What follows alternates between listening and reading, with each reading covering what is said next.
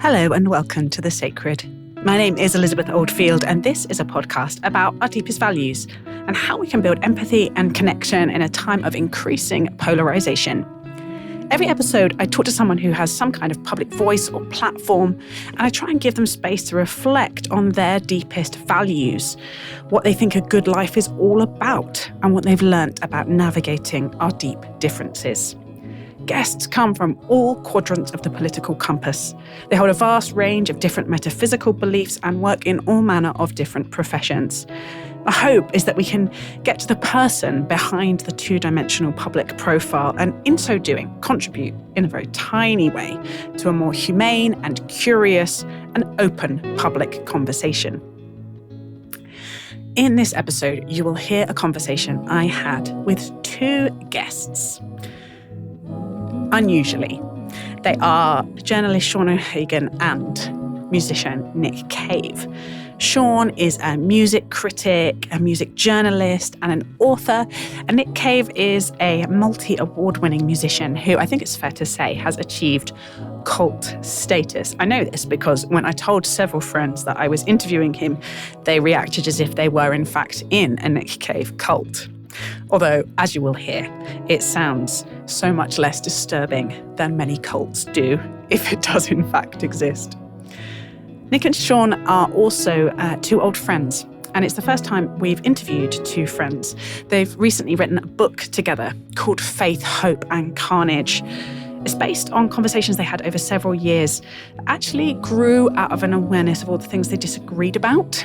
And their desire to have a good faith conversation across their differences. So as well as being a fan generally, it just seemed too sacred-y an opportunity to pass up.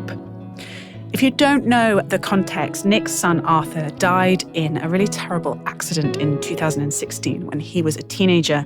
And both the book and the conversation address these very tender themes of grief and loss. So I just wanted to raise that because if your heart isn't strong enough to be thinking about bereavement today, then you might want to come back to this episode at a later date. There are some reflections from me at the end. I hugely enjoyed recording this, and I very much hope you enjoy listening. Nick and Seán, thank you so much for joining me. I'm going to kick off with a question that is the opposite of easing you in, which is asking about what you hold sacred. And that's deliberate. It's to try and accelerate through small talk, help us get into a different part of our heart, mind, soul, brain. And I always find it really helpful to hear what is sacred to people as a way of moving away from the issues that we disagree on and the tribes that we ascribe to each other on, and frankly, the ways that we dehumanize each other.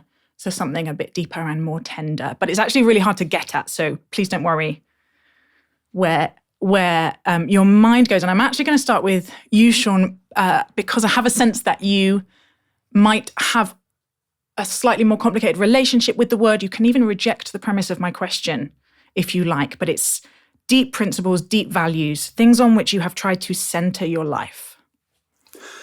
Okay. Talk about easing me in.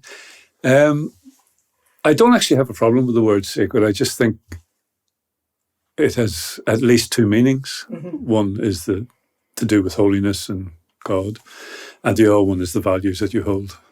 I suppose the values that I hold to some degree were rooted in my Catholic upbringing as a kid. So kindness, charity, all those things that you read in the Gospels. We were very much New Testament in the Catholic Church. And it wasn't an Old Testament faith. And I think those carried over later into my later years when I got a bit more radical, as Nick would put it. So old-fashioned, what you call old-school socialist values, which I think, coalesce with a lot of Christian values. At the minute, I'm very interested in the idea of community. That's something I would like elevated a lot more, whether it's a Christian community or a community I think it's under siege, the idea of community. And I think that's something that's become quite sacred to me in the last 10 years or so of all this fractious division that we are seeing. And then it's further complicated because as Nick knows, I'm kind of weirdly drawn to the sacred, the sacred meaning God and holiness, even though I describe myself probably as an agnostic. I find myself drawn to these sort of elevated ideas in poetry and art, in literature, in music. And I'm having to contend with that, having done this book and give it a bit more serious thought. Yeah. And I'm drawn to the sort of private nature of, I guess, contemplation that shades into religious contemplation. I mean, in the book, I go into church and light a candle often. And while trying to undercut this, Nick pointed out that was actually a very meaningful thing to do. Yeah. Otherwise, why would you do it in the first place? And I've been thinking about all those things, but I suppose if I have an engagement with the sacred, it's private and it's slightly skeptical, if I'm being honest. So there's so much I want to unpack there, because the story that I was telling myself as I read the book was slightly different, of a Catholic childhood brought up during the Troubles, seeing the worst that religion can bring out in us.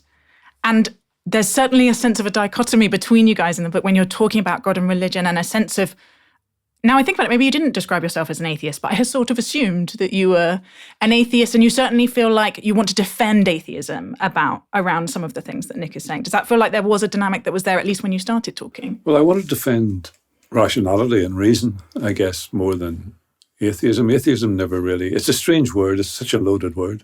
It's almost as loaded as Christianity. And I think that with the Catholic upbringing, particularly in such a heightened and riven place as Northern Ireland, it becomes very tricky. Mm. And when you get out from under that, which I did in my teenage years, you spend a lot of time reacting against it. And it's a long process before you realise that that's kind of pointless, and that you have to move somewhere else and take the best of it with you. Because it is, whatever else it is, it was incredibly character forming. Yeah. And but it leaves me with a deep problem with organised religion because of the sectarian nature of the place where I was raised. Yeah. And because you're also, to this day, when I go back home, I would be immediately classed as a Catholic again. Yeah. Just by name where I live. Other people, yeah. Yeah. I want to ask you, Nick, have you seen a change in Seán? Have you seen something happening over these conversations? He said you guys were quite argumentative in the early chats. We started the conversations after I guess it was like we were backstage at a gig that I was performing at, and we got talking about Israel, which I knew Seán had completely opposing views about, mostly about the boycott. Mm-hmm. And I played Israel, and Bobby Gillespie was there, who's also very anti-Israel. Pro-Palestinian, I think is the word. Well, no, it's more the other way with him. But I think it was an opportunity. I'd been under a lot of duress and had no one to talk to about it, essentially, because everyone writes letters into The Guardian and all this sort of stuff about it, but no one actually talks to you about these sorts of things. And Seán did, and it was, to me, even though it was 3 hours of us, like a pub brawl, it was exciting for me because I recognized something in Seán that was genuine, and that he really genuinely wanted to put his point across, and that it wasn't point scoring. And I found myself personally, I could hear myself become more shrill and kind of, as I wrote in a red hand file this morning, I felt I had the kind of the wind in the sails of something I actually didn't know that much about, right? And so there was something between that really was interesting to me. And even though it was a fractious argument, it was, in a sense, a good faith conversation. Mm-hmm. And so I kept ringing Seán back. Lockdown happened and I would ring him up again and we would argue about things. And to our horror, I think we realized that there was a whole raft of things that we disagreed on. politically, I guess, but we also had common interests, which were music, and we loved the same bands and all of that sort of stuff. And eventually, I think the book became. We worked out a way to converse beyond on the other side of our disagreements, shall we say? So that we were able to challenge and let's say correct each other if we thought that needed to be done. But it was done in a genuinely curious,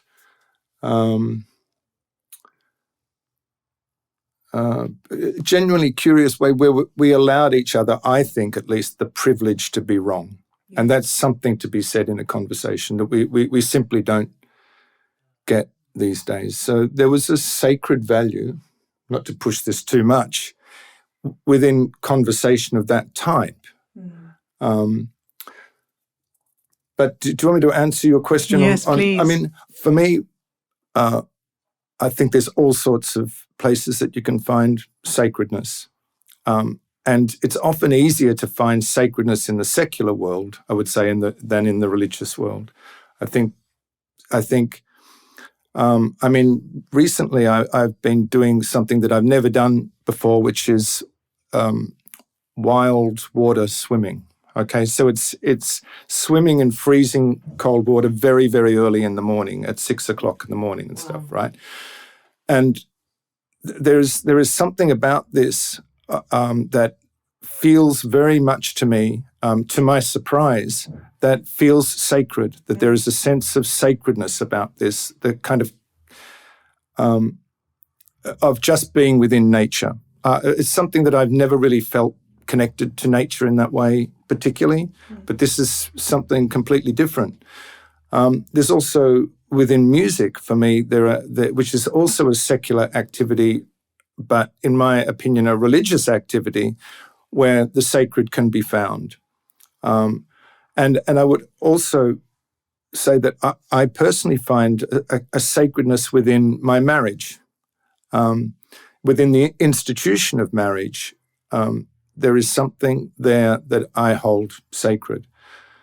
And these are all secular, or at least activities that can be experienced by anybody to some degree. But there's also stepping into a church for me, and that's also obviously a sacred act. And I'm personally finding that increasingly beautiful, elevating, inspiring, all those things that I was so skeptical, I've spent a lifetime being skeptical about, have dropped away to some extent. And I really feel there is a place for me in the institution of religion. And that partly, I have to say, comes from having these conversations with you, because there was certain ideas that I had that died off through conversation. They just weren't as good as I thought they were. They weren't as strong as I thought they were. And other things that firmed up, and one of those things that firmed up was the idea that actually I had always been living a religious life, even though I felt like I was kind of a failure at it because I could never embrace it fully. But that position of doubt that is sort of adjacent to belief is a sacred position too. And so I guess the question is, what is sacred about these different sorts of things? And for me, when I thought about it, it has something to do with awe and mystery and beauty. And that is to stand, and awe, I guess, is to stand in front of something and to be uplifted, and the self to be shrunk down. Yeah. So there's this weird pull that happens to your very soul, I would say. And I just like to add on top of that, to me, is the precarious nature of what is sacred. And that worries me very much in all of these different areas. that there is that this sort of stridentness of the conversation is making all of these areas. The sort of precarious nature of nature itself, of music that is under attack by various forces, the idea of the family, the idea of marriage. These institutions are also under attack. And of course, religion is almost off the table. Thank you. Well, I have to say it is very strongly the combination of Seán's amazingly tender and honest and curious questioning, and then your willingness to think out loud about these experiences that feels almost entirely devoid from the public perception of religion. As someone who became a Christian in my teens, I live in an intentional community now, a new monastic intentional community where we have rhythms of hospitality and prayer, a rule of life, a commitment to live outside of a kind of isolated nuclear family or single person unit. And to have something that feels truer to my lived experience of what this problematic word Christianity, the treasure of it, is such a beautiful thing. But what's interesting in the book is how, well, for one thing, how the reviews have completely not known what to do with that bit, and how Seán, I think, saw the depth of the theme in your work and your music and your writing. But there's certainly, it feels like points in your conversation where Seán's going, well, I sort of knew it came up a lot in your lyrics. I sort of knew you were going to church sometimes, but I didn't know. I was reading your 1998 Mark's Gospel introduction, so it's been sort of visible in plain sight. But it seems like something changed. Well, you're very clear that something changed through bereavement, through the loss of Arthur. You just say a little bit about how you think about that now, maybe a few years even after the book. Well, it's difficult because nothing happened immediately except the worst, and so one of the things that in the book that happened with Seán was he said you always tend to talk about grief or indeed Arthur from the other side of the abyss, shall we say, and you tend to put forward a kind of message of hope and grief being a potentially transcendent experience, these sorts of things. And that, well, I found that quite shocking because and true because because it's difficult to actually say how bad it actually gets. It's difficult to say how bad it gets to watch. I'm sorry, I'm actually finding this. It's difficult to say how hard it gets to watch your wife, for example. So when I talk about these matters, I'm more cautious about talking about them because I think they anger people too. Anger. We were talking about this before, but they anger people fresh in their grief. How dare you speak about the transcendent nature of grief? It sounds like you're tidying it up. An indulgence, or exactly. So I'm a little resistant to. I'm cautious to talk about it in that way. However, I believe that there is something that comes through the idea of grief as well.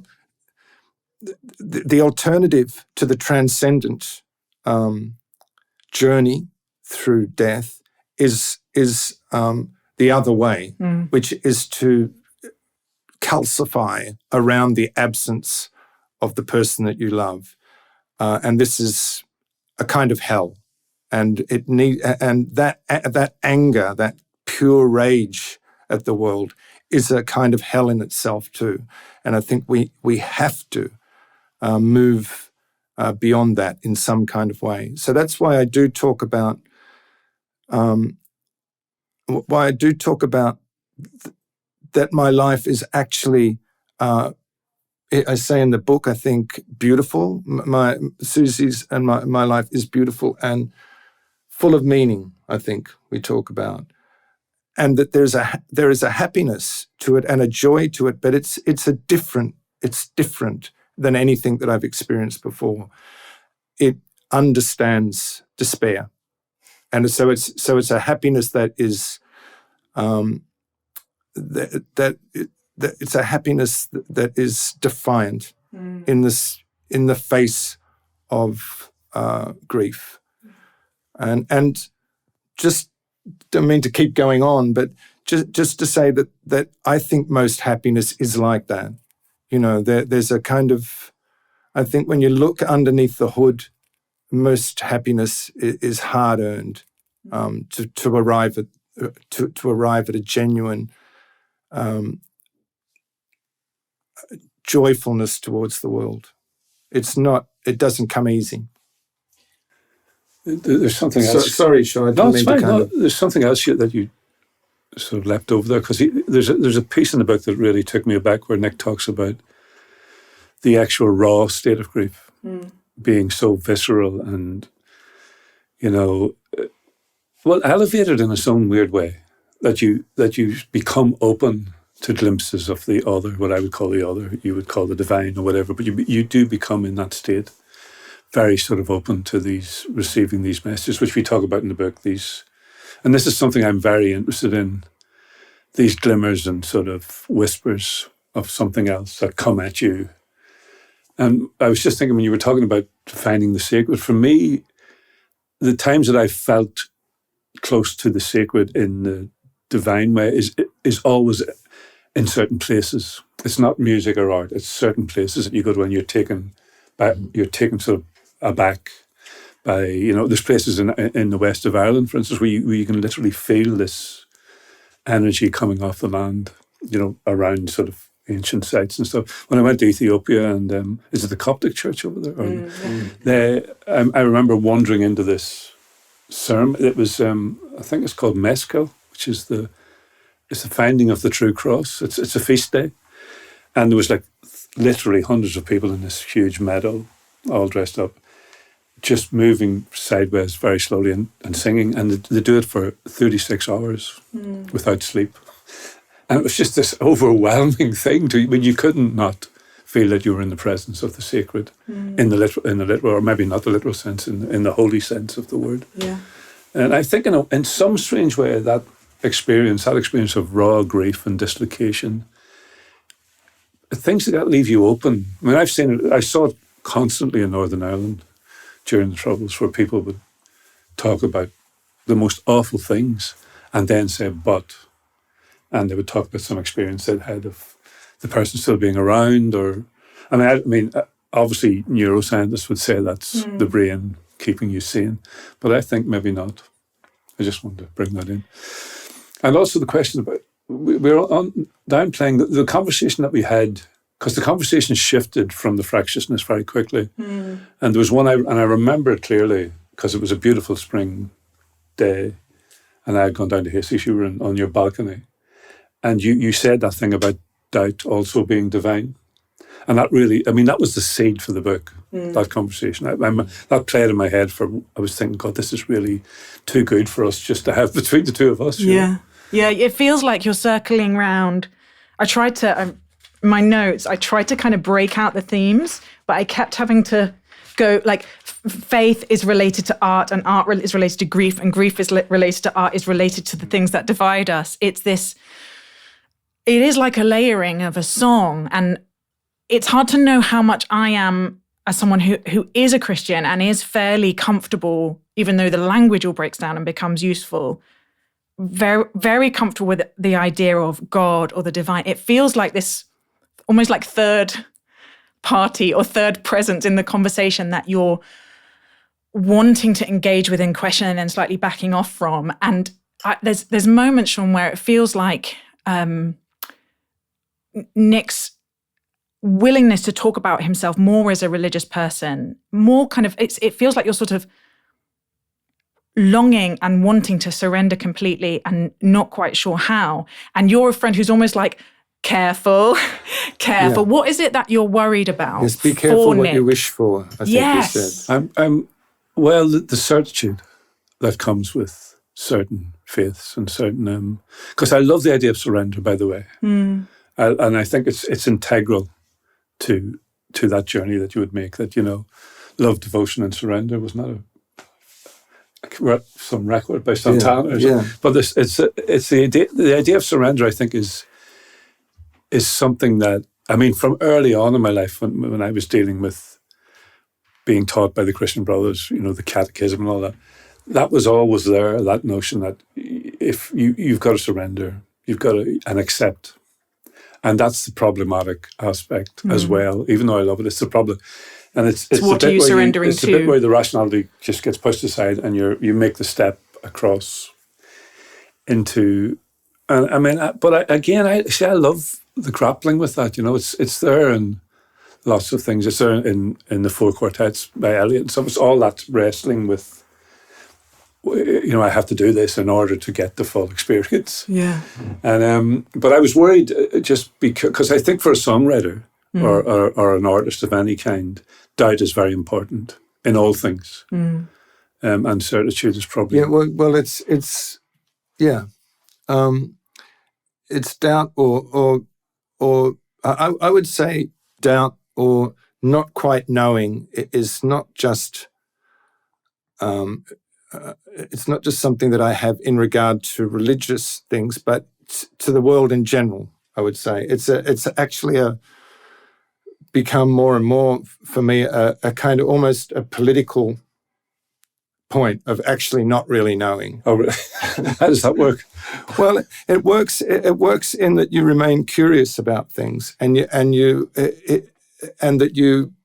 you don't become. You become open to things, curious to things, and you don't become dogmatic and strident about things, which, as far as I can see, around these sorts of topics, we all become. And I don't feel I have, at the end of the day, the authority to be that way. And there's an arrogance and a kind of godlike notion around that I find uncomfortable. And so there's something about the phrase epistemological humility is coming to mind. There you go. That's what I was going to say. But even Sorry. Before you jumped in. Apologies. Even though you express all this, I mean, I sense that your faith is essentially private. Do you? Is it between you and God? Is it the private conversation, or is it? I mean, I know you. Well, I certainly have those conversations. Yeah. But I'm looking for some sort of structure. I'm looking for structure. When I talk to you and I hear what you're talking about, it's a little bit the same thing. Sure. I would really like someone to sit down and talk to me, about these sorts of matters in an open kind of way. Because mostly when I come up against a Christian, not up against, I meet a Christian, it's a done deal. It's not something that they particularly. It's something they believe, and that's and why not, and and all the rest of it. But it's difficult to find people to talk to about these sorts of things. I'm the distance I need to travel isn't that far. Yeah. But I still, when I go to church, for example, which I have been going to more lately, I still walk in essentially as a skeptic. I just feel, and you talk about surrender. I understand the concept of surrender, but that's not something I feel you do, and that's the end of the story. It's just something that you have to repeat constantly in almost every moment of the day on some level, for some of us. But I do feel that that skepticism, which I always took as a virtue to some degree, kind of gets in the way, can just kind of get in the way a little bit, and that I feel huge benefits, spiritual benefits from just going to church and hearing what they're saying and accepting it on some level, and I just find it. I feel a genuine lifting of the spirits. That wasn't always the case. Huh? I mean, you did No, go I to used church to. I and used get to quite try bored. and run out. You know, I just couldn't. I mean, there's so many things I couldn't. Back in the day, there were so many things I couldn't handle about church. The sermon used to drive me crazy because I had these ideas about what the scripture was and what it meant to me, and then maybe I was just getting the wrong person up there, but they would talk about these, or in my arrogance, my youthful arrogance, let's say, I felt that they were diminishing or taking away some of the mystery of it and all of that sort of stuff. So, and then there was the kind of turning to your neighbour and wishing them well. That was really, I found that pretty difficult too. I find that you know, difficult. to turn and look at someone in the eyes and wish them well.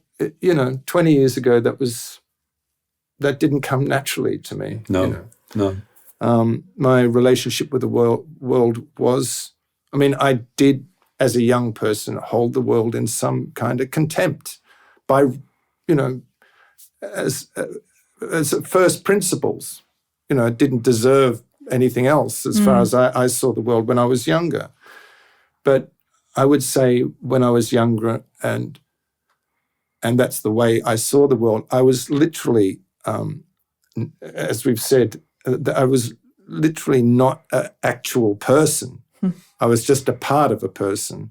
And it took, I think, my son dying in particular, for me to become a more fully formed person and be able to turn around and see the world as something other than, to see the world as a beautiful thing. You have this line about, in fact, I'm going to do an awfully annoying thing. I'll try not to quote at you too much, but I just want to show you what I drew about the proximity of God and grief. Because I want to ask you a particular thing. This is what I drew. To me, it feels that in that dark place, the idea of a God feels more present and maybe more essential. It actually feels like grief and God are somehow intertwined. And I wondered whether you were thinking about the cross at that point and the bizarre, kind of shocking, painful, beautiful idea of a bereavement within the Trinity, and a God whose, a father-son relationship sundered, and the kind of tenderness and the presence and the suffering that is present in at least some, Christians approach it differently, and some of them tidy it up and make it victorious and triumphant. But it doesn't feel like that to me. No. How much was that particular part of the story relevant and helpful, or not? I mean, I think that's just in my bones, and that is something that I've always responded to, the Christian story. I mean, since I was very, very young, there was something about the Christ story that I responded to on a very elemental kind of way. I also respond to, and I hope I've got this right, but the night in the garden, and the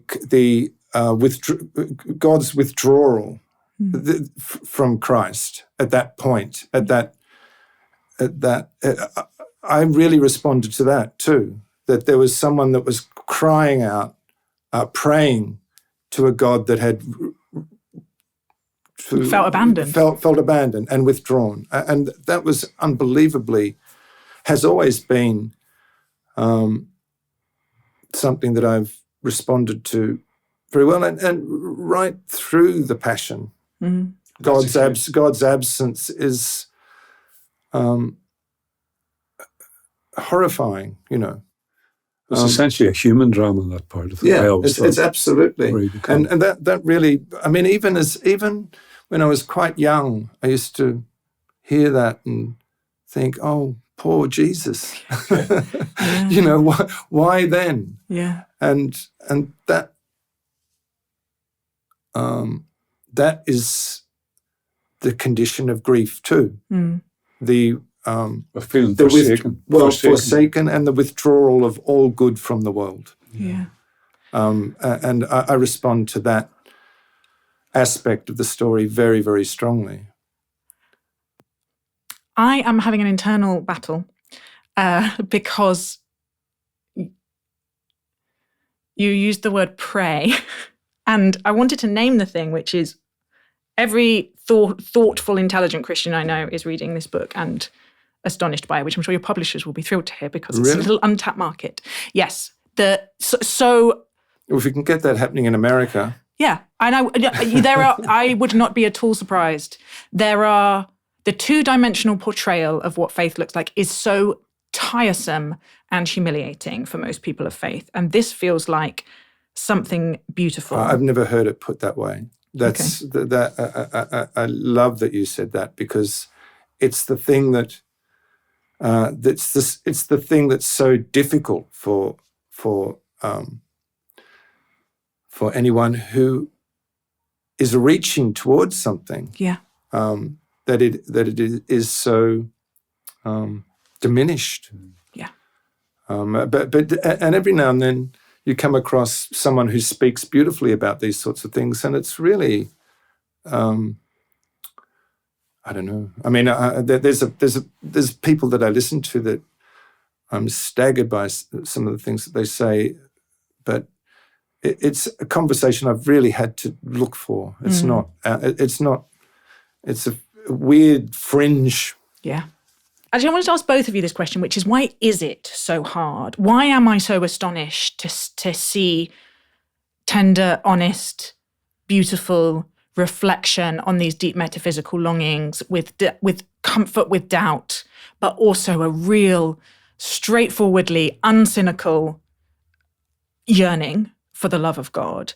And it's a question really about aesthetics, because it's maybe the thing you said about certitude, the Emily Dickinson thing of like, tell the whole truth, but tell it slant. That when we go straight on for things like goodness or love, or even the thing you said about that lyric, peace will come, how that was an impossible lyric to write before.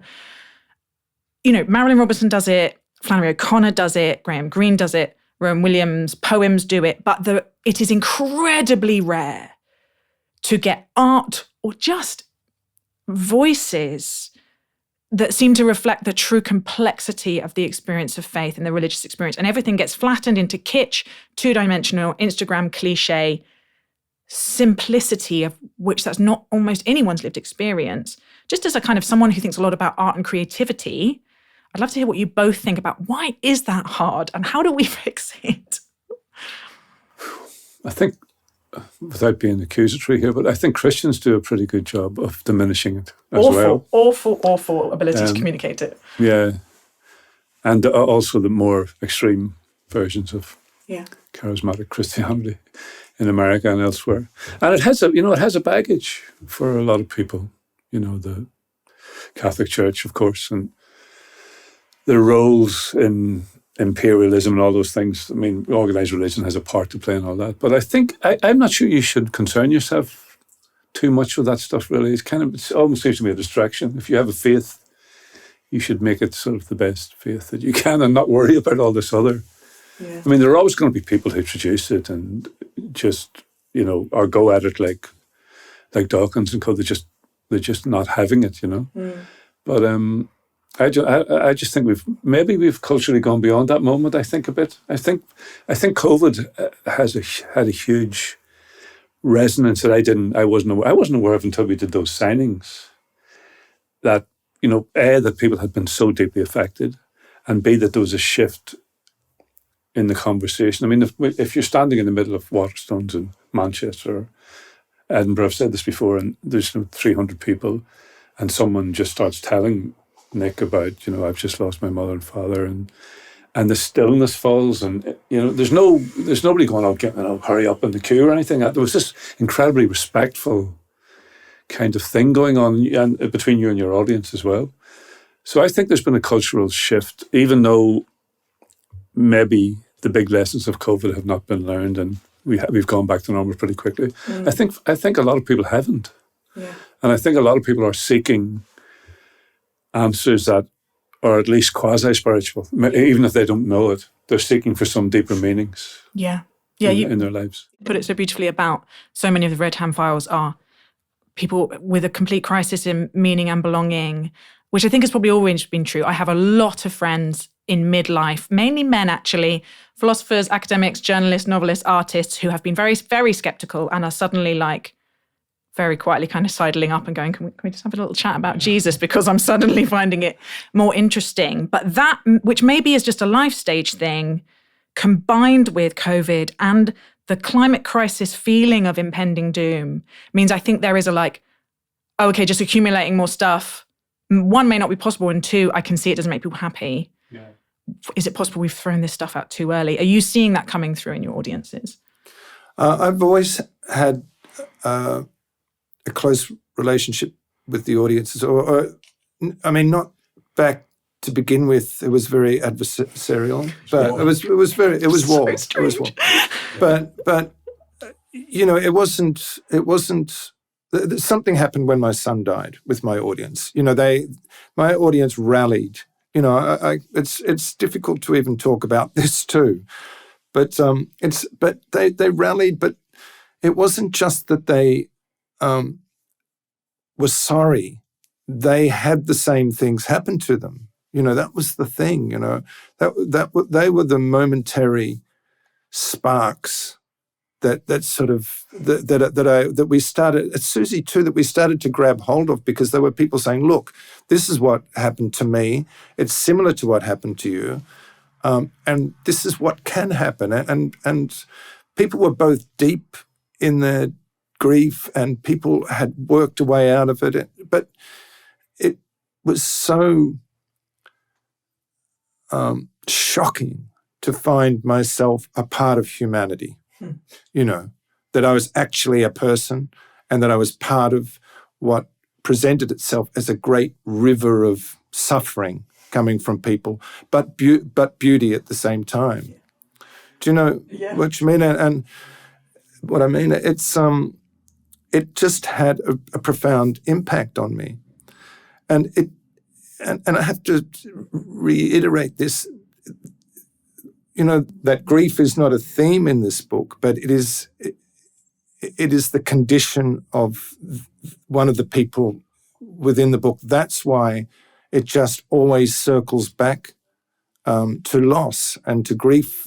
Everything is because I feel an embodiment of that in some degree, and I think that we all are, that we're just walking embodiments of our losses. And that was, you know, it's difficult to be contemptuous of the world when you look at it in that way.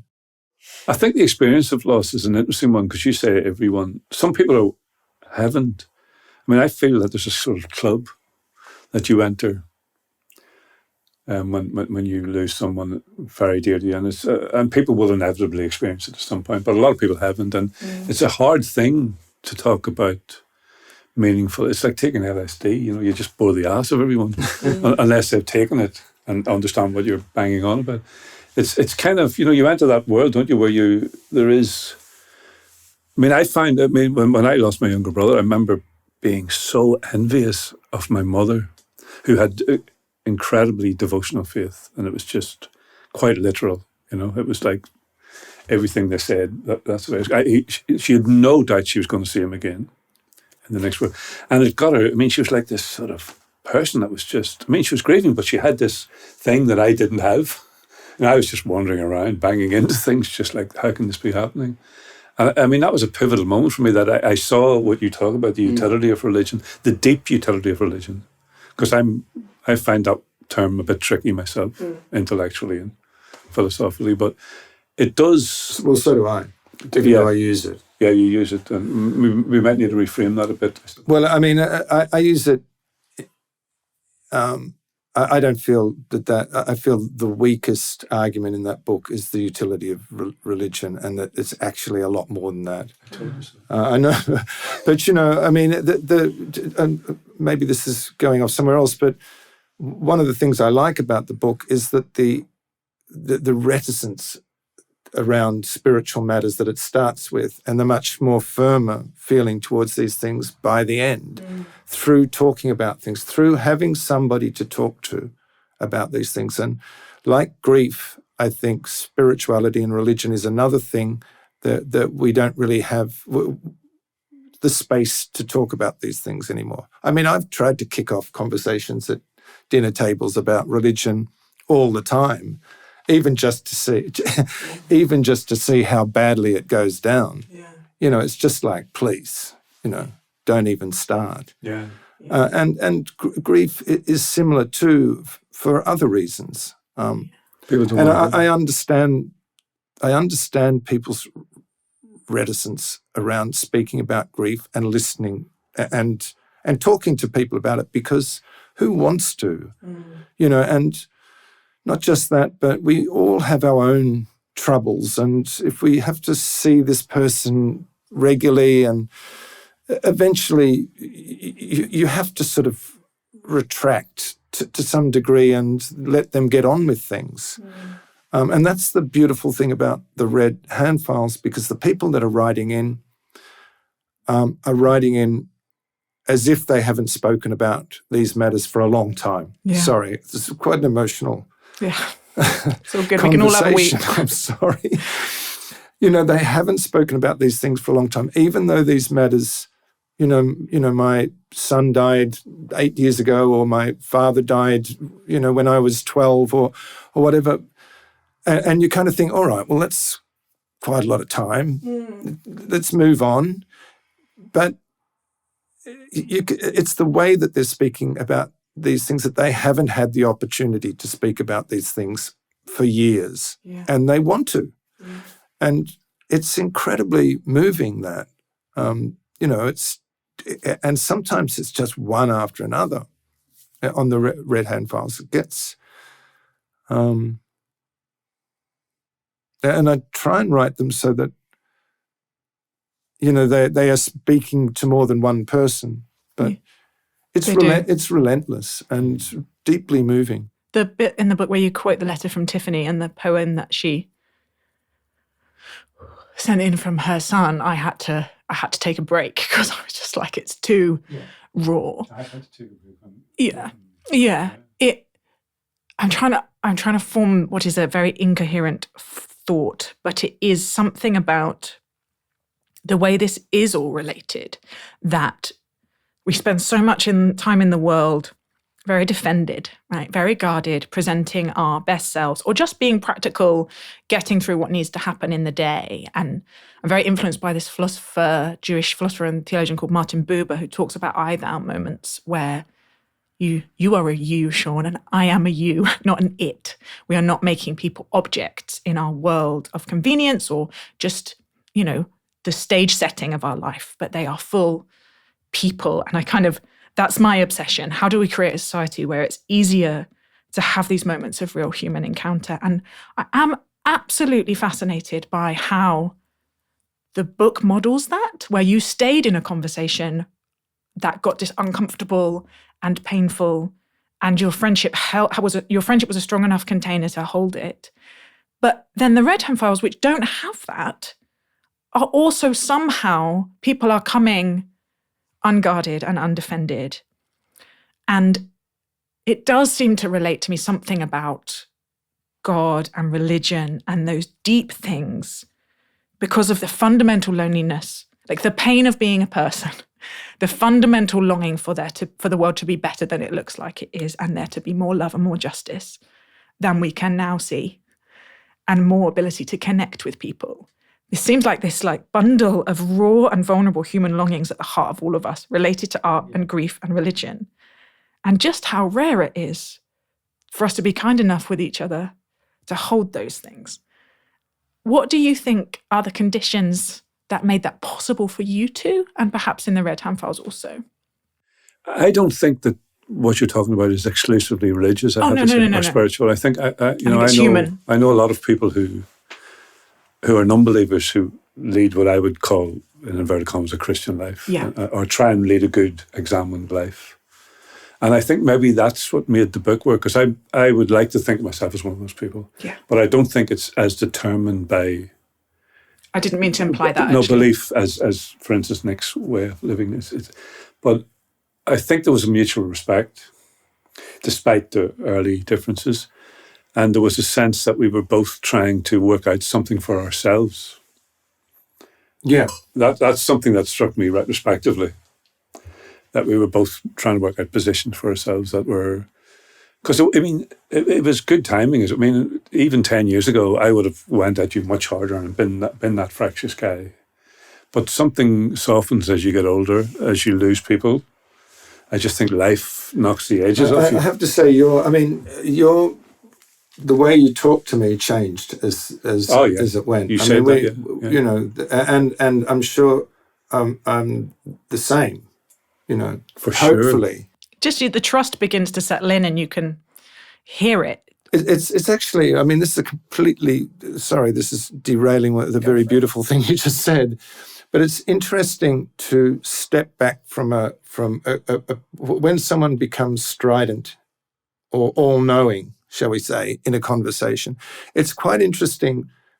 I noticed you started doing it once I started getting onto something, right?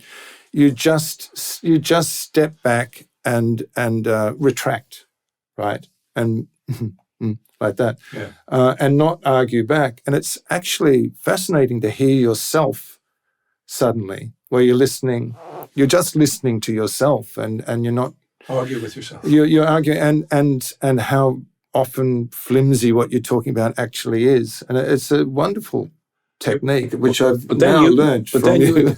But then you would come back invariably the next day or the following week and go, that was just such a load of, can we start again? and actually change your... Because we haven't talked about listening, which is a big part of all this. And I think that's really what's been sacrificed in all this social media fractiousness and stuff. There is no common ground for, let someone have their say and then reply. And that was what, that's what all the great ancient civilizations, rhetoric and all that was based on. And Christian, all that stuff was... and I think people, what you were saying earlier on about, people calcifying and people getting in touch with you that have not talked, it's the very reason they haven't moved on. Is because they haven't expressed or been allowed to express. Because that's how you make sense of it. Well, as much as you can. Yeah. So I think but all these things, I mean, it's great that you're investing all this stuff, but all these things really come out of, I mean, they weren't really thought through in advance. They come out of doing the book. I guess, you've alluded to the wider context where it's actually really hard to listen across disagreement. There's fear that will be misunderstood, that will be mischaracterized as on the wrong team, on the wrong side, holding views that are problematic or annoying, that we do seem to be in an information environment which is making it harder and harder to, you talked about listening as a form of prayer, that kind of wonderful stream of thought about attention, and the Simone Weil thing about listening as generosity, which I think is so evident that, Seán, is what you're doing. You're listening so attentively to what Nick's saying, which means that you're just able to dig out the treasure underneath it. We all worry about this environment, right? What makes you hopeful about our divided times?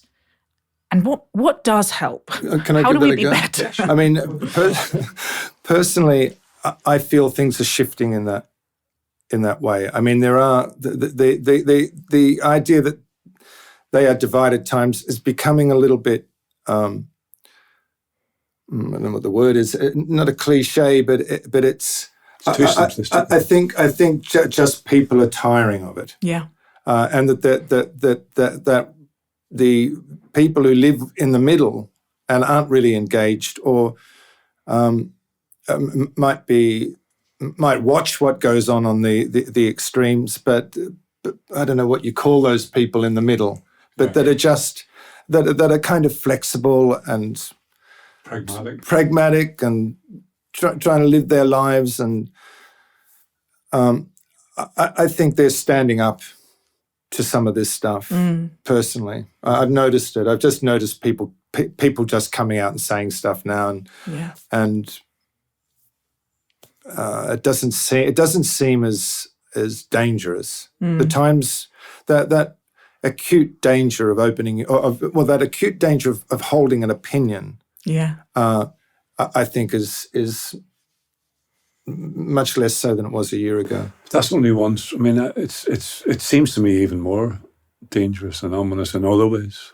What's happening? I mean, the idea that Trump may come back, or the fact that he can't lose, whatever happens. These things are quite, and that America seems poised on. I mean, America is a macro example of there aren't conversations across the divide. That it is now so riven that the entire centre has gone. You know? Yeah. I always think of that Yeats poem. You know, the centre cannot hold. I mean, that's a recipe for disaster. I think it's very, particularly when you're going to disagree, particularly if you're on the left. I just feel beleaguered. I think most of the progressive left do. And, you know, you can't have the conversations that you used to have. It's just become so toxic. I hope it's passing. I hope you're right. Yeah. I find the Yeats poem reassuring because it makes me think we've been here before.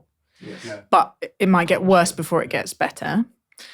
I think it probably depends which conversations you're listening into, and actually what the Red Hand Files and the appetite for it has done has shown you how many people are done with a merciless approach to public life, right? Do want an injection of the ability to forgive and be forgiven. And that's kind of the last thing I wanted to draw out, because it seems like such a central question for you.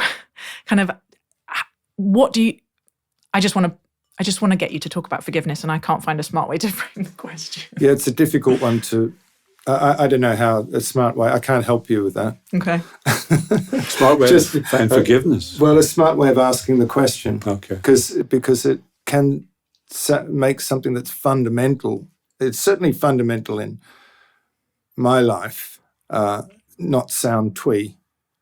But, you know, I mean, it occurred to me as we were writing the book or having the conversations that was the primary impulse behind pretty much everything I do, was an attempt to reconcile myself with the world and to ask forgiveness in some way, not just from those that have died, but in general, to look for some way of making amends and redressing the balance. And you do that not just on a personal level by asking for that, but by putting something back into the world that redresses the balance of, to use another terrible word, your sins. And I think that music, for me, is one of those ways. So I get a lot of flack on the Red Hand Files for saying these sorts of things, but I do see music as essentially a good thing, and that to do it is putting good into the world. And from my point of view, it is redressing the balance to some degree. And the Red Hand Files and the book too. It's called Living Amends, I would say, and that's why I value music so much, and that's why it really frightens me to see music so casually discarded. That someone has an opinion on something, let's get rid of the catalogue. Now that might seem a small thing, but to me it's a massive problem. In that music is the good in us. It's that journey away from our flawed selves, or it's the best we can do for some of us, and we discard this stuff at our peril. Seán, I guess your Catholic childhood means forgiveness has some complexity to it. How does that word and that concept land with you today? Well, it was central, I suppose, to, and I like, when Nick used the word absolution and living amends, it sort of fired me back there to, the language of Catholicism. And it's something I liked about. That freaked you right out. Yeah, but I liked the fact that you had that safe place in Catholicism, that you could be absolved. that you could go, and it took you to do something active like confess your sins, even though people did it by rote most of the time, as far as I could see. And I liked all that ritual. I mean, this is the weird thing I'm drawn between, because I like all those things while still not being totally a believer. I like all the sort of trappings, the ritual. I can see the importance of the ritual. I can see the importance of the community. Forgiveness to me seems something that's, I was going to say it's not very fashionable, but it's just not in the public debate at all, as far as I can see. It's disappeared off the, and when you see people, as you say, when they make mistakes, some of them more unforgivable than others, but even politicians who just get hounded out, and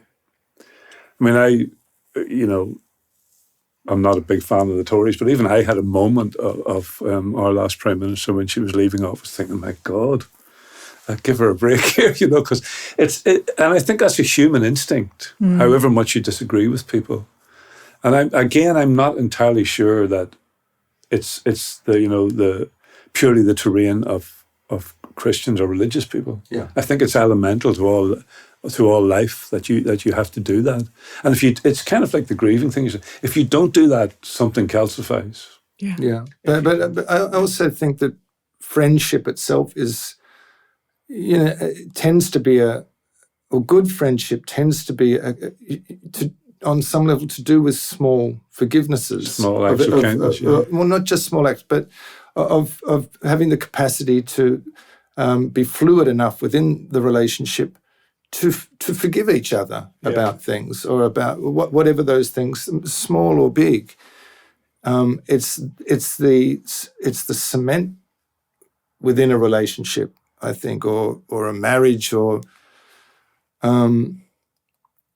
it's an important thing to do.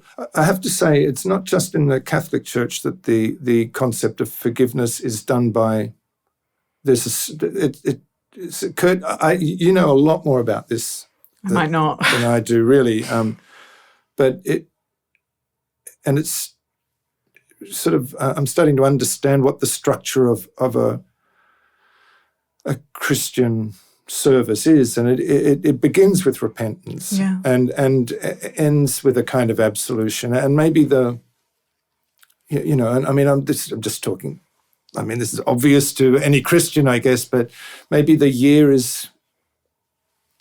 echoes that too. And but I went to the commemoration of All Souls, the service. When I said that, you're looking with such joy on your face. I just think it's one of the. Yes! It's also like a very Nick Cave moment in the Christian calendar. Well, maybe, but I didn't understand what it was until I went, and the gratitude I felt to be I mean, essentially for who doesn't know what that is, it's essentially reading out the names of the dead, or the people that we want to remember, and this takes half an hour to get through a list of names, and the accumulative effect of that list of people it's incredible, because it just goes on and on and on. But it really struck me what it's all about, which is death, and the proximity we are allowed to the idea of death in that service, the safety you could feel, the collective nature of being with other people, the reading out of the names. This was about death, and it was incredibly moving. I mean, I literally walked out, and you begin by repenting your sins. The list is read, and you leave, and the music is beautiful, and it lifts as you leave, and it's extraordinarily powerful, and it makes you believe. In the structure, it helps you believe. The structure of the Christian service in that respect helps you to believe. I can't say that my skepticism doesn't come roaring back in the next day, let's say, but you are swept away in the same way as standing in nature can be for some people who are literally feel a part of a much bigger thing. I don't know. I was incredibly moved and moved by that service, but not just moved, changed by that service, I think. That was part of my life growing up, that service. It was like something that came around. And as a kid, it was very... I remember going to it and ringing you up going, oh my God, I've just been to church. Yeah, no, it's amazing. And Sean's like, oh, really? Yeah, I know, mate. No, it brings it back. It's great. I could talk to you guys for the rest of the day, but I want to honour your time. We're only getting going to going. get myself We're together. just getting going. Or maybe it can be the first of others, but Seán O'Hagan and Nick Cave, I can't tell you how grateful I am for you speaking to me on the sacred. Yeah, we really enjoyed that. Thank you a lot. Thank you very much.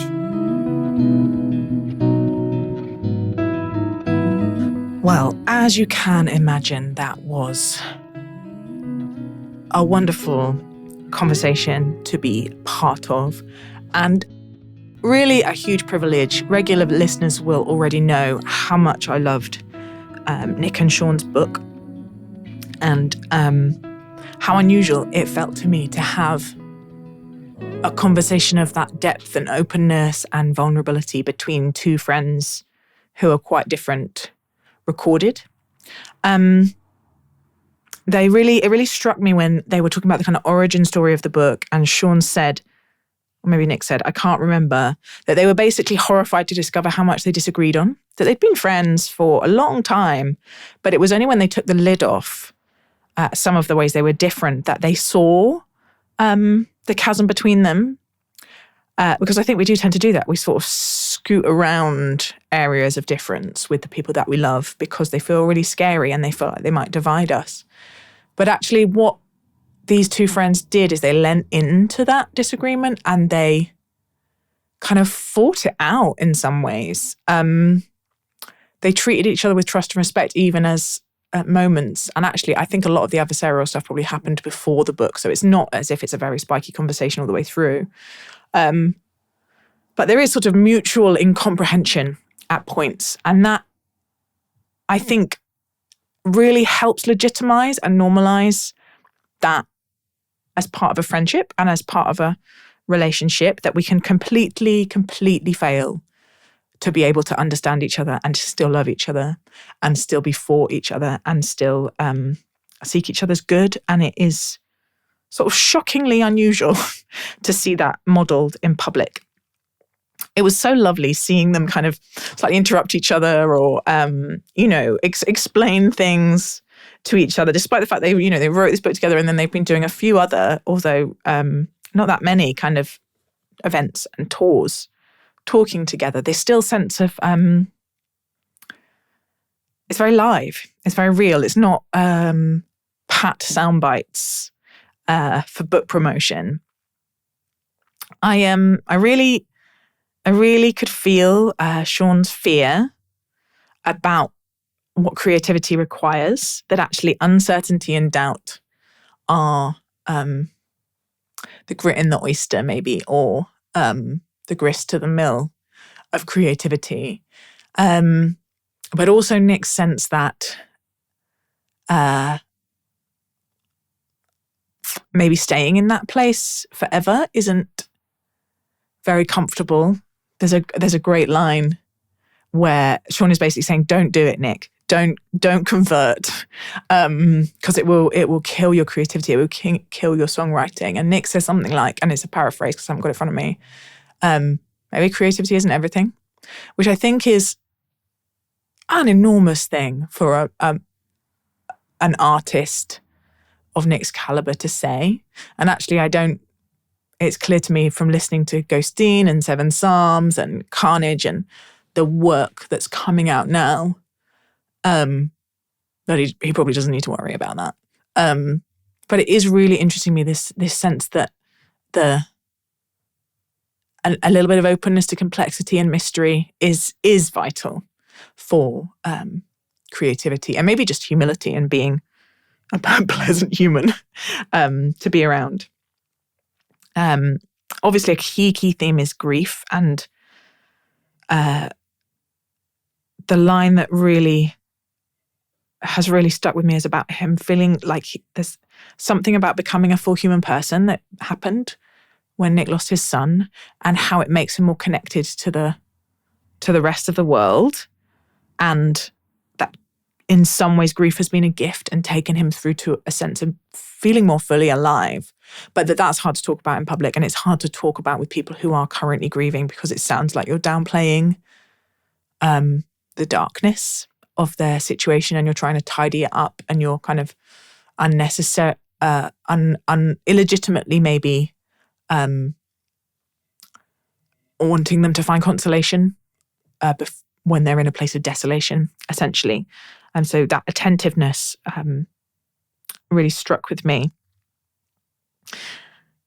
And I kind of don't want to unpack much more, because I think Nick and Seán's voices speak for themselves. But as I've listened back and as I've continued to talk and read around this area, it really does feel more and more to me like what's happening in conversations like these. I had a not dissimilar one with Clover Stroud, who you'll hear elsewhere in this series, who's also writing, funnily enough, about very similar themes about grief and the possibility of God and creativity and what does it mean to live fully. I keep using this phrase because I'm writing about it at the moment. Keep living in ways that feel fully alive.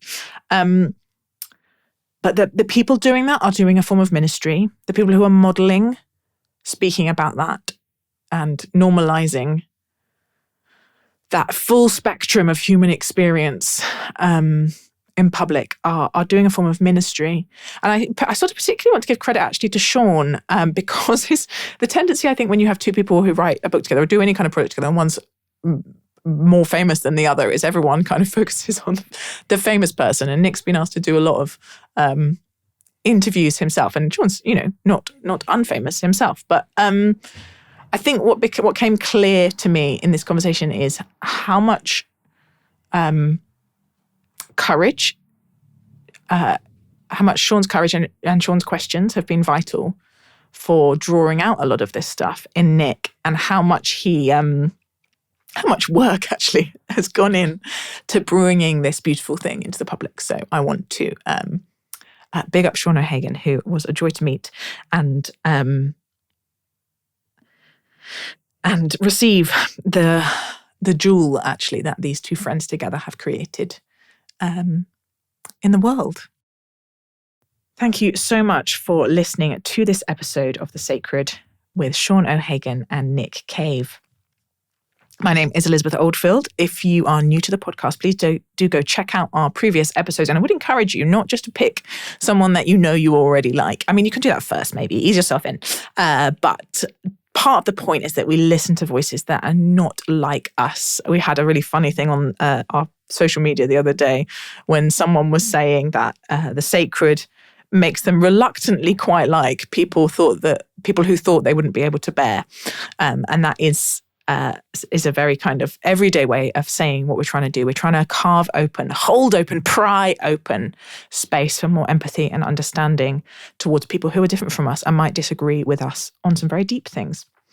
You can find us and me indeed on Twitter and Instagram. I really, really love hearing from you. So please do get in touch. And of course, it is hugely, hugely helpful when you share the podcast, we tweet about it, put it on Instagram, when you write reviews, when you leave us ratings. It's such a crowded podcast market now. We started in 2017. We weren't quite early adopters, but we were certainly pre this explosion.